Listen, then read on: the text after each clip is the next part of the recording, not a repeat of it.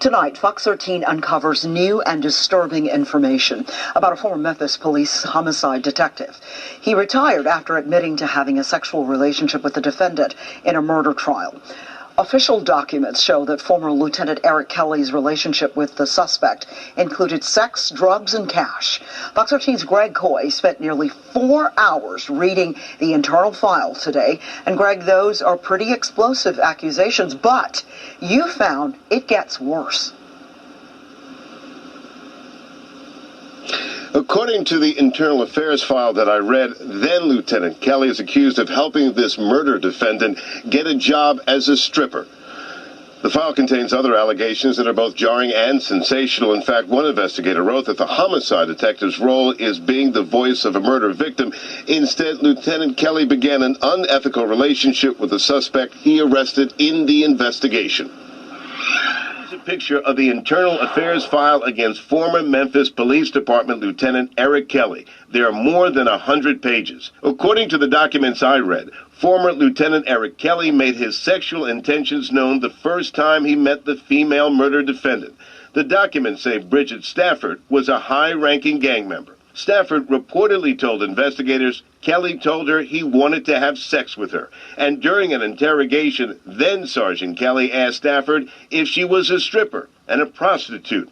Kelly gave her his business card and told her to call him. Months later, Kelly, who had been promoted to lieutenant, and Stafford would begin an affair that one investigator wrote has potentially jeopardized the ongoing legal proceedings against the suspect and her co-defendants. Not only would Kelly and the defendant have sex, but according to internal affairs files, Kelly helped her get a job as a stripper, sent her $3,000 through Cash App for outfits, other items, and to buy marijuana. According to the internal affairs file, the relationship between the homicide detective and murder defendant lasted for about 8 months.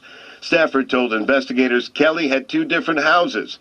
I would stay at one in Midtown after he gave her access to the security code and would stay there up to 5 times a week. She had access to his guns and took pictures holding them and of her with Kelly. Despite the alarming allegations and evidence, internal affairs investigators concluded Kelly never made any promises or threats dealing with the criminal case. And just as top commanders were preparing to fire Kelly, he abruptly retired on November 8th, 2009, the day that he was supposed to have another hearing on the matter. Very important to note now that the Shelby County District Attorney did not file any criminal charges against Eric Kelly because Amy Wyrick, the DA, said that he broke no state law, although her office did take notice. When asked about his conduct, Kelly told investigators, quoting now, "The sexual relationship that occurred, it was not a good look for me." Coming up tonight at 10 o'clock, more of the sordid details about Kelly's relationship with that murder defendant and how investigators found out about it in the first place. That's coming up tonight at 10 o'clock. Reporting live in Binghamton, I'm Greg Coy, Fox 13 News.